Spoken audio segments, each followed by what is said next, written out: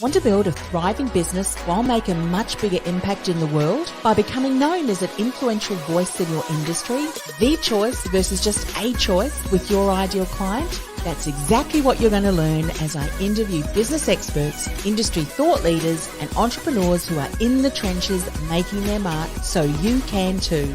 This is the award-winning podcast, The Ambitious Entrepreneur Show, and I'm your host, Anne-Marie Cross. And welcome to another episode of the Ambitious Entrepreneur Show. Now, you need to stick around because today's show is going to be amazing, especially if you have been pitching yourself to podcasts to share your expertise, but you are not getting the results. You're not getting on the podcasts that you would like to. You know that you've got valuable information to share, and it's going to be a great way for you to build your visibility and generate leads for your business. And you're wondering what you're doing wrong. Well, Melanie Benson joins me today, and she's going to share some of the things that she's learned over the last number of years. Now, who is Melanie? I'm sure you've heard of her, but if not, she is the Profit Amplifier and Possibility Ignitor for Expert-preneurs. And she shows you how to stand out in a crowded marketplace, attract high-paying clients and opportunities. Now, since 2000, Melanie has a proven track record of accelerating results for her clients, and it's not uncommon to see 3 to 5 times revenue increases in the first 6 months. She's the host of the top 1.5% podcast, Amplify Your Success. She's also the co-host of Next Level Influence. She's the author of Rewired for Wealth and Entrepreneurs.com Startup Guide to Starting an Information Marketing Business. She's been featured on Bloomberg BusinessWeek, Women's Day, and Parenting. She's also the founding executive team member of Women Speakers Association. What's Melanie going to share more about on today's show? Well, she's going to share why being a guest expert on podcasts is a good way to attract clients. She's also going to share some of the top mistakes that she sees many guest experts make and why the talented experts, some of them, experience crickets. How do we deal with that problem? She's also going to talk about turning a podcast episode that you guested on into a 24/7 client attraction machine. And if we've got time, let's hope we do. I'm sure we will. She's also going to share how we can get featured on top-rated shows. So welcome, Melanie.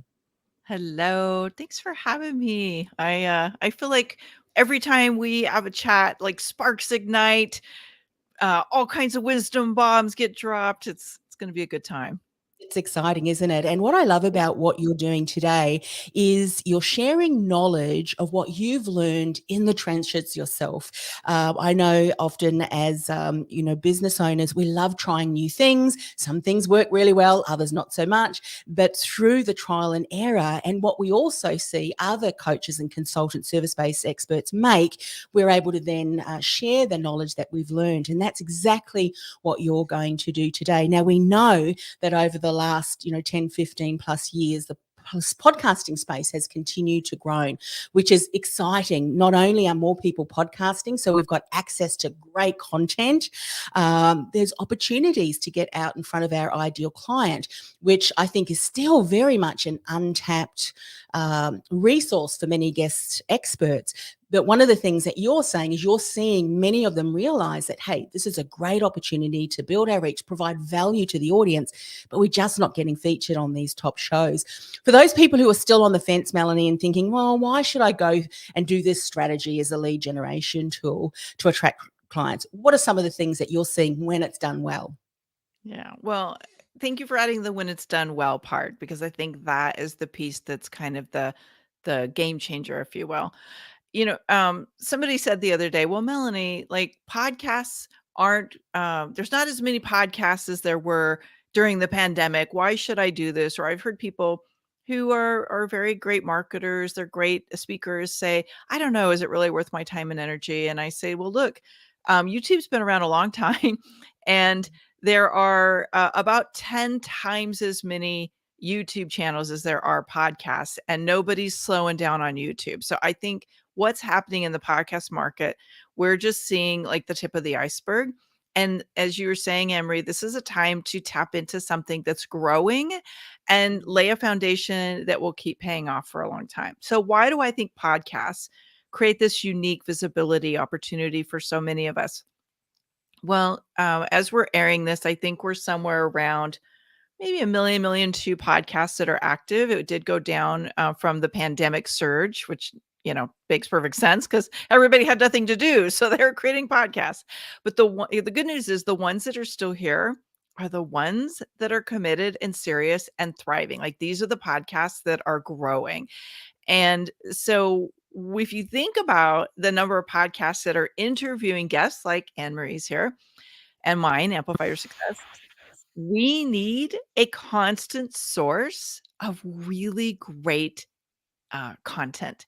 So Mm. podcast hosts and show hosts, depending on if they're doing live stream version or a pre-recorded version that airs on a podcast platform, they are in constant need of an expert to be interviewed to continue to bring that powerful like conversation that their listeners count on. Now, Mm. here's the other thing that I think, Anne-Marie, makes podcasting so powerful, and I know you know this because you've been probably podcasting even longer than I have, and that is that, like, many times we get excited about speaking on a stage, we get excited about, being interviewed maybe as part of a summit of some kind or a featured expert series, and those are all great opportunities, but the thing is, like, your visibility ends the moment the event is over. You may have Mm. made that lasting impression on the people that were in the room, but the access to you is over. Like, no one can really tune in unless they buy an all access pass. But what happens with podcasts is your episode stays in people's queue and can be accessed 24/7 for as long as that podcast is airing on the planet, right? And so Yes. we might not realize that people actually go back and start from the beginning. People go back and listen to several episodes. They hear something that catches fire for them and they're like, what else does this host have? And Mm. so just a real quick story. I learned this many, many years ago in the very beginning when podcasting was first starting to surge. I was fortunate enough to be interviewed by John Lee Dumas of Entrepreneur on Fire, just a really small podcast, nobody knows about him, or at least nobody really he was new when I came into the scene. And I was getting leads from that episode 7 and 10 years later. Yeah. It's So amazing, isn't it? And it does. It has an everlasting lifespan, and people do tend to binge listen, if you will, especially to the podcast host that they stumble across. yeah.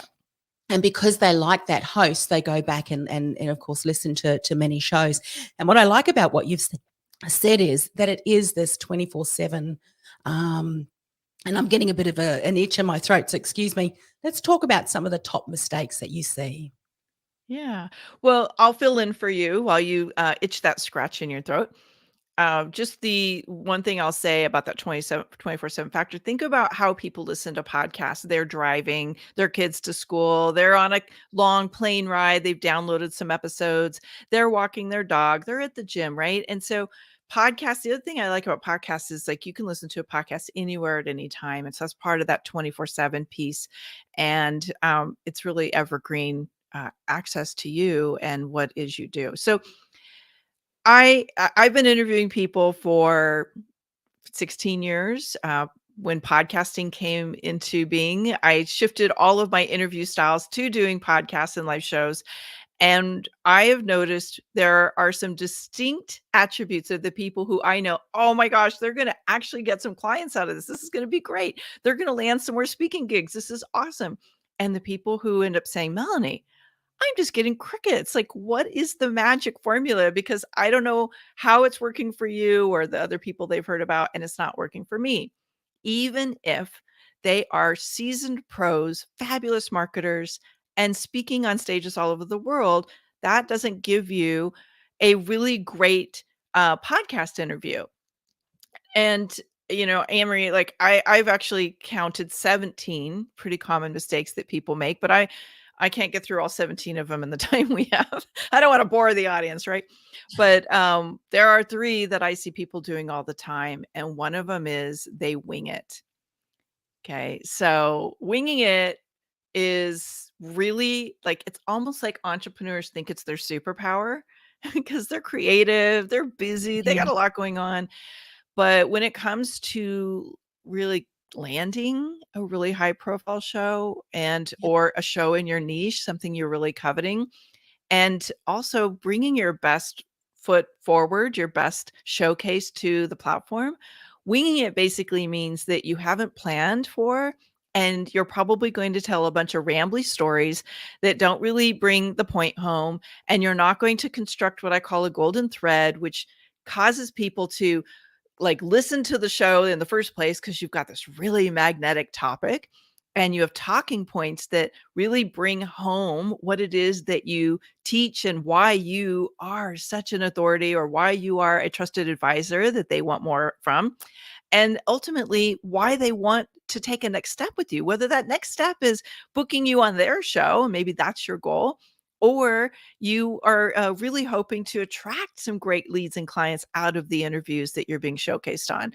And so that I think really requires being intentional, Anne Marie. And I know you see this all the time. Like people show up and you're like, what are they talking about? This has nothing to do with the episode they pitched me, right? Yeah, absolutely. And talking about winging it as well, I think people don't recognize that or realize that podcast hosts do tend to listen to other podcasts. So if they hear a particular guest speaking and all of a sudden you get a pitch from that same guest and you think, well, that's not going to fit. I would imagine too, you said a really catchy title. So even approaching podcast hosts and sharing some of the things that you can share that is of value. Speak a little bit about what you see. A lot of it is on the podcast guest, obviously, and their expertise, but too much focus on me, and not focus on what value, what expertise, what insights, what's your audience going to walk away with. There's a fine balance to that, isn't there? Well, this leads me to mistake number 2, and that is not having a magnetic topic. This is part of a really cohesive strategy that I teach around messaging and how to leverage your messaging across multiple platforms and marketing assets and things like that. But I think when it comes to your topic and getting on a show, we need to do some research. We need to really, first of all, understand that this show is the media.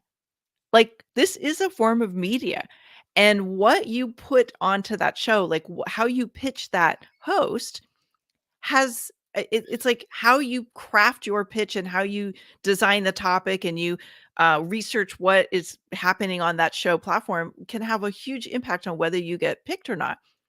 And what I find, let me just talk about what not to do for a minute. I'm getting 20 pitches a day sometimes to be on our show. And as much as I feel like that is a high class problem to have, I'm very honored that people want to be on the show. Like, we can't get through all of them. And um, I think an important piece of that puzzle is really looking at what is a topic that is relevant to that audience, to that host, to that niche, to that community of people, because really podcasters are developing a culture and a community that's very unique to them. And so a little bit of research can go a long way. Like, pay attention to what kinds of things are they talking about? Do you have an area of expertise that this host maybe hasn't talked about, and some of the other subjects have created the problem that you saw, right? Like, we're talking about marketing and do more videos and do more of this stuff, and maybe you're really good at creating those kind of videos. Then think about how you could craft a really compelling topic that show host can go, oh my gosh, we've been talking about you need to be visible on video, but nobody's talked about how to create these videos, right? So Yes. I think the topic goes a long way. Relevance sells, relevance pops. It makes you irresistible. And if you want to get booked, you need to really do your due diligence to understand not just how to be relevant with your topic, but and we may talk about this more later, Amory, but how do you pitch the podcaster that you want to be on in a way that has the best chances of being received well, read, and then booked? Yeah, something that you said on that, and I'd love to add to something that I see and have experienced, and I'm sure you have too. Really tailoring it and showing the person, or even if it's someone who is like a guest coordinator who may screen things before they send it on, like, often a list of potential to the podcast host. Be mindful of what you send. Sometimes people, I can tell that they've sent like a blast because the dear the Anne Marie's in a different font, and some, those kind of things. That's what you're talking about too, isn't it? Not just listening to the show and pitching a particular episode, but everything you do, because it's all relationship building, isn't it? Can you speak a little bit more about maybe your experience and what you've seen? Yeah, I think, if you really look at what gets people booked on shows and we pull back the curtains, a lot of it is in the connections and the relationships. And it's not from the pitches. So that might feel a little daunting. And I don't want people to feel like it's hopeless, because it's not. But there are ways to create more of a relational approach to to putting your topic out there and getting pitched. Some things not to do: don't slide to our DMs on LinkedIn the minute we friend each other and say, "Hey, can I be on your show?" That's not relational, and it doesn't really work very often unless somebody's desperate for content. I would also say that something about the pitching process that I think really stands out is you understand what the show's about. So I get probably 30 to 35% of my pitches are so off topic. I'm like, "Do you know what we do here?" And I think some of that has to do with there are people who are pitching for you, and they're just trying to fill their quota, and they're just trying to get you on any show that will say yes. But this actually leads me to the third mistake, Anne-Marie, that I just want to highlight for a minute. And that is thinking every show is the show that you should be highlighted on. And True. let's just be super frank here.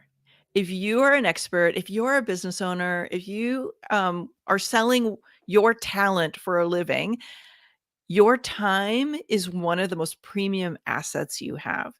And if you are wasting it, investing your time, your energy, and your money, being exposed to an audience that is not your audience, it's not fruitful. The leads you're going to attract are not going to be buyers. And I think there's a misnomer that all exposure is good exposure. Well, at a certain degree, if you could be on Oprah, yes, go for it. Like, I want you to get on that stage, right? That is great exposure because the name association with Oprah is going to carry a lot of weight for you. But there's not very many shows, maybe like a Lewis Howes or some of the top 10 shows could potentially be really advantageous to be on. But other than that, like, you really need to pick your audiences wisely. I had a client one time, she'd hired a booking agency, and they're great booking agencies, but she was getting all these leads that weren't buying. And she's like, "Melanie, something's broken. My offer's wrong. People aren't buying. What am I doing wrong?" And I started to audit her process. And I was like, "Oh my gosh, Diane, it's not your offer. Your offer's solid. It's not your sales process. That's solid," because we'd worked on all of that. It was the leads that were coming in. She was being pitched and put on podcasts that did not have her ideal clients in the audience. And there's a little trick that you do where you can use your messaging to repel people that just aren't ready for what you do. So being in front of the wrong audiences isn't going to be the best place for you, especially if you're more advanced in your work and you're really looking for the right clients and you have a pretty unique niche, or you have a very specific type of client you want. You want to be in front of audiences where those people are. Yeah, so true. I remember hearing a speaker, and you can use a similar analogy to podcasts as well, who was booked in, and she didn't do her research on the audience. So the stories, the examples that she shared didn't resonate to the audience, and in fact offended some of them. And similar to what you're just saying, some of the stories and obviously expertise that you share is just not going to land well because your ideal client is most likely not in that audience. So it's better off to have a no and to pitch the right kind of audience, the right kind of podcast in the first place. So you're doing yourself a favor, and obviously the host as well, because their audience is going to think, what on earth is this topic doing in this show? So that's amazing. So, I mean, as you said, I think you said there were 17 mistakes that you had. These were the top 3.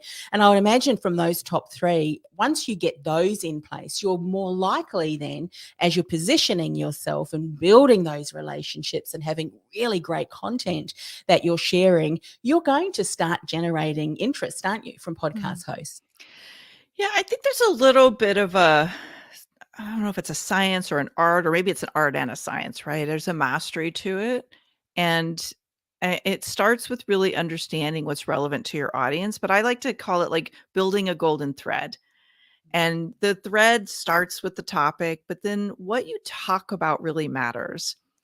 And, I work with a lot of really talented people who want more exposure, to want to attract clients from podcasts and shows, and they're speaking and being interviewed. And so I'm always like, okay, so how are you going to share why you are a valuable asset, and do it in a way that is in short sound bites?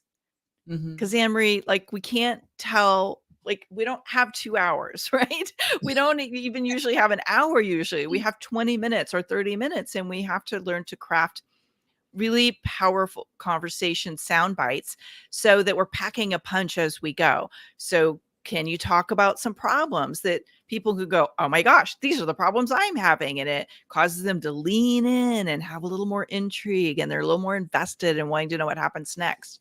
Can you share in some kind of formula or some kind of a memorable teaching element, something that is really going to help people immediately? They can put this into action right away. And here's the key, without giving everything away, so that people don't feel like they need more from you. And this is one of the kind of like a secret, not a secret, it's like a speaking truth or pillar of good speaking is, especially if you're going to invite people to take a next step with you, like, you don't have to teach them everything. Teach them Yeah. something that has meaning and value and that they can get some results with, so that they recognize your value. But then, like, don't like try to give them everything in the 20 minutes, because people can't retain that. It's too much. It's going to overwhelm them, and they can't implement it that quickly. So true. There was a comment here, and I will mention this because I think it really fits into what you're talking about, is to do the research on the podcast and see what kind of culture that podcast is sharing. So these are good, but you should have mass debates. So when we're talking about mass debates, I'll imagine the information that is shared on that. There are different podcasts that some have debates, some have discussions, some have guest experts, Mhm. and you've got to find out what is that type of podcast, so that you can then put yourself to one that is going to provide real value, isn't it? And not the discussions and the debates and things like that. And I love that Stacey is here. She's been sharing all of these wonderful things as well, and I was reading those through there. Thank you, Stacey, for sharing that. So just talk about whether it is a debating podcast or whether it is an expert podcast. And I think that's really what you're talking about today, isn't it, Melanie? That information that is shared is really someone is looking for expert commentary, information, things, what have you learned along the way, and not necessarily debates about whether or not something will work. What do you think about that? Yeah, and let's go back to, not every show is your show. Yeah. Um, I there are so many flavors of podcast hosts, so many flavors of interview styles.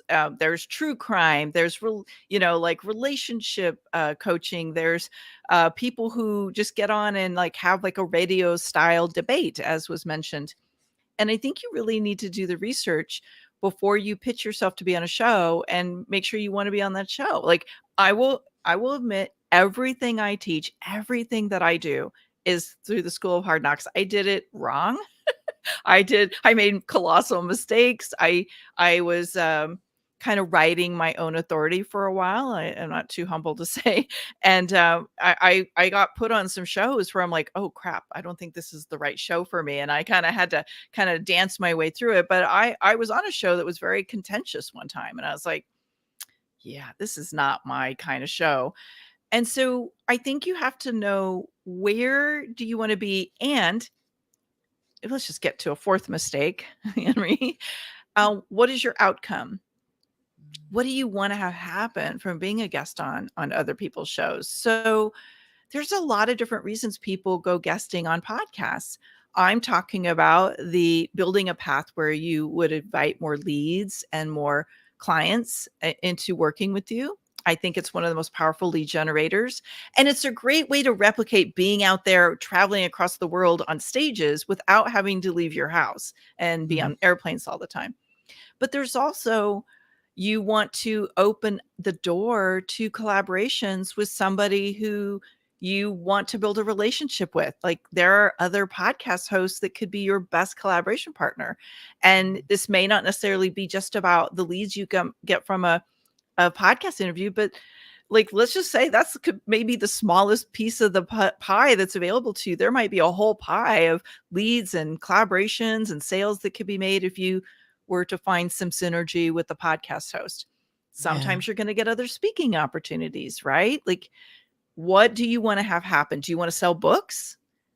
Another great reason to be on shows, but that's a different outcome. And you're going to pick different shows depending on what outcomes you want to have happen. Yeah, so true.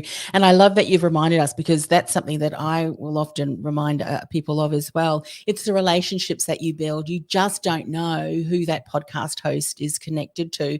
And think about this, the long game, really, isn't it? Yes, you may generate interest and leads from a particular episode, but it keeps on giving. And who knows, down the track, if you've provided real value to that host's audience, you just don't know. They may reach out to you, or vice versa, and a collaboration which takes it even further is something that often will happen too, just as a process of that. Now, I know that you've said there's limited time today, so if you're going to share how people can get in contact with you if they want to find out more about what are the other mistakes that I want to avoid. But I do want to give you some time to talk about turning a podcast episode that you've guested on into a 24/7 client attraction machine. Why I love this point is there is so much untapped, incredible content that can be taken from just one episode that could last for months. And so many people who guest on podcasts, and I've done this myself, don't repurpose, don't share the content. And what better way to share that you've been featured on someone else's podcast, media, than being able to do that. So this is untapped as well. So what are some things that people can consider? Mm. So do you want me to share the resource or this first? Oh, sorry. I just Well, want yeah, I was just going to say, before we move on to the next one, you will be sharing how people can get in Yes. hold of Yes. you. Okay, So we're good. not leaving Okay. them in the dark. We'll share how. We'll But tease you a little bit longer, yeah, okay? I promise I'll share. So, I love that you brought this up, this untapped potential, and there's an expectation that being on a show is going to do all the heavy lifting. And I think that it is one pillar of like 3 to 5 pillars of how we can tap into more opportunity, more exposure, more opportunity by showcasing these guest spots that we get aired on. I am a huge fan of doing a solid for the host and sharing it as much as possible, because look, that's our payment to the host. They're wanting to attract more listeners, they're wanting to grow their audience, and we're not being charged usually to be on someone's show. And so that sharing is a way we say thank you, and we give back to the host. That being said, I think that sharing it is also, especially sharing it in your social communities, your different platforms, maybe into your email community, you are borrowing influence from that host, and they are going to extract things from you and highlight things that maybe you don't normally talk about in your own communities. And that spotlight may be the very thing that a dormant lead needs to hear to get out of that dormant state and raise her hand and go, hey, Amory, can I actually work with you today? Or Melanie, I love what you were talking about. Can we work together on that? So part of the leads, part of the I think the gold that's available to us from the exposure on a podcast is what we do with it inside our community. So absolutely share it across all your platforms. If you're really lucky and you have some video assets, short video is just slamming social media these days. So turn your turn your podcast into some kind of short video asset that you can share on Reels or YouTube Shorts or TikTok or wherever you are active. And don't just share it once, but drop it into some kind of evergreen sharing strategy. You would not believe how many times, the 20th time I've shared a episode that I was interviewed in, somebody goes, I love that topic, Melanie. Can you come on my podcast and talk about it? Or the person who's been following you and you've never heard from on Twitter or Facebook says, oh my gosh, I didn't know that that's something that you did. Can I book a consultation with you? Yeah. So that So repeated true. exposure helps. Yes. And one of the things that so many businesses struggle with, isn't it, Melanie, is coming up with great content. 20-minute show, 30-minute show has those sound bites.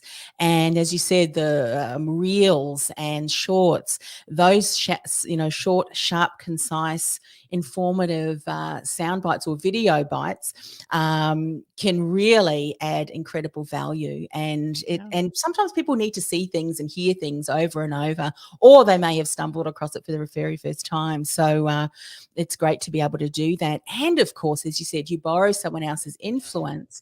And also, if the hosts see you do that, that's just another way that you're building relationships. And at the same time, you've got great content that you don't have to come up with each and every week. So that's wonderful. Are there some things that you see? I mean, you talked about reels and shorts. I would say that that's still untapped platforms. That and Oh obviously yeah. if people are still on TikTok, but that's a whole other story at the moment with that platform. But reels and shorts is a great two great platforms to really continue to 24/7 your podcast guesting. Yeah, but you could also do like quotes, and again, like sometimes the host doesn't build out all these assets for you. It might take a couple minutes to go through, and like you can run it through some kind of a video transcriber and pull out your quotes. You can, like, I know a lot of people, it's something we started doing for the members of my guest expert system, because people are like, oh, I don't want to mess up my beautiful Instagram grid. Right. It's like, I have a brand look on Instagram, and how can I share the episode? Because I tell every one of my graduates, if you want to be a great guest, share the episode, share it, Yeah. share it, share it. So what we did is we actually designed brand aligned templates for them, so they can put their show, like whatever the graphic art or whatever, like the Yes. cover that's on iTunes or on Spotify or wherever they listen, but they can drop it inside a brand friendly template, so they're not messing up their look, but they're still doing the job of sharing it and really leveraging that great spotlight. So I think there's a lot of ways to do it, but you just have to figure out, like, what do you need to be a great guest? And you were just talking about something, and I can't remember exactly what you said, but I just want to say, oh, the relationship. Mm. I feel so fortunate and so grateful that I have been invited back to many of the podcasts that do repeat guests 7, 10 times. And that's because I care about being a good guest, and I want to bring great content, and I want to add value, and I want to develop a relationship and, have a beautiful relationship with the people that host podcasts that I care about. Right. And Yes. so, sharing over and over and over again is one of the ways to stay front of mind with Mm. that host and go, oh, it's 7 years later, but I just still shared the episode again. Right. Yes. So don't be afraid to share the episodes for a long time. Yeah, so true, so true. And I know that we've gone way over the time, but it's been so valuable. What would be some of the closing tips? I know you've already shared a number of things. The strategies that you've shared is certainly going to help you position yourself to get on top-rated shows. But as we close, and before you share your resource, are there any last words that you'd want to share about what do we need to be mindful of when we are positioning ourselves for some of those top-rated shows? Well, I think there's a couple things. One, you know, we've been talking about sharing the episodes you're featured on. Well, if a host is vetting you and they don't see you sharing any of the places you've already been featured, they're going to either assume A, you've never done a show, which isn't really doing you any favors, because they want experts, they want people that can really hold space on the in the conversation, or two, that you don't share your episode. And for some people, that will get you not booked. Like, Mm. we vet every person we're considering for the show, and we're looking at what kind of reach will they bring to the show. Yes. And it's not going to be a complete no, but it's definitely one of the factors we consider. If they don't share the episode, we're like, okay, well, how are you contributing to the co-created episode we're doing here? So I think about, how do you showcase that you're a trusted advisor, that you have value, that this host really wants to showcase? Well, be a valuable asset. Do your part and show the host all the ways in which you're going to add value. Give them a review. Um, make sure you have all your assets easily shareable. Mhm. Be a great sharer on your social platforms, but also showcase consistency of your message. Share it Mhm. in different ways across your platforms. Have quotes, have tips, have your own videos. Be consistently visible with the magnetic message that you want to be known for. And that elevates your authority in the minds and the eyes of people who are booking talent for their stages and shows. It's one of Yes. the little secrets. Yeah. And what I love about what you've just shared too, Melanie, is one of the things that I have found over the years, especially if I invite a guest to come on the show that has reached out to me personally versus a host or a guest who has been booked through, a podcast PR agency, is to be mindful, because I know that many guests have paid the PR, agency. But having said that, you're still on the show for free. The guest is still being invited and introduced to an audience that the host has, through many years, often developed that relationship, and there's real value in that. So just because you may have paid your PR agent, don't neglect to build the relationship and do everything that you've just said, Melanie, because that is going to go a long, long way. Don't expect that host to do all of the things for you because you've paid to be there. And I get sometimes sense that. Do you sense that too sometimes, that people don't? Yeah. Go I mean, on. I'll be completely transparent. We rarely take people that are being pitched by an agency. I don't find they have the mindset to be the guest that we're looking for on my show. That doesn't mean they won't be a great guest for someone else. We're not looking for celebrities and, authors and people who just want to be on another episode to sell more books. We're looking for people who really want to be on my show, who want that exposure, who want to like co-create something massively valuable, not just for my audience, but for their audience as well. And so, yeah, I don't really take a lot of pitches. And to be quite honest, sometimes I offer them a sponsored episode, which is they are also investing to be on my show, Mm, because I'm the one that's doing all the work to produce it, or my team is, but to produce it and get it out there. And so I think we're starting to see that there's a little bit of a tipping of the balance from, hey, there's all this free exposure, to it might be worth it to invest, mm, at least in like being on the right platforms and investing the right time in mm, picking those platforms so that we're getting exposure that has value for everybody, not just the guest. yeah, so, so true. All right, Melanie, we have promised to share, or if we get you to share, how people can get access to that resource and get in contact Yeah. with you. So I'd love you to share that before we finish the show. Thank you. Well, as I mentioned earlier, I've studied what works, what are the things that people do well that I can pretty much guarantee they're going to get leads and clients. And then where do people leave a lot on the table and maybe not even realize they're making really unconscious mistakes? And I found these 17. If you go to melaniebenson.com forward slash, say that right, ambitious podcast, you can download, it's a scorecard. And so what I do is I take you through what all 17 mistakes are and give you a chance to really kind of rank yourself. And I've had people tell me that this was very illuminating. People who are seasoned hosts say that scorecard changed everything for me. And I went from getting crickets to actually getting leads and clients. And I'll share you a couple tips later if you stay tuned in, because I want to really help you not just be a good guest. I want you to be an in-demand guest. I want you Mm. to be getting those invitations to the best shows and podcasts so you can share your message, make a greater impact, and boost the income along the way. Yeah, fantastic. Melanie, do you want to share that URL one more time? Sure. melaniebenson.com forward slash Ambitious Podcast. Fantastic. Well, thanks once again for coming on the show.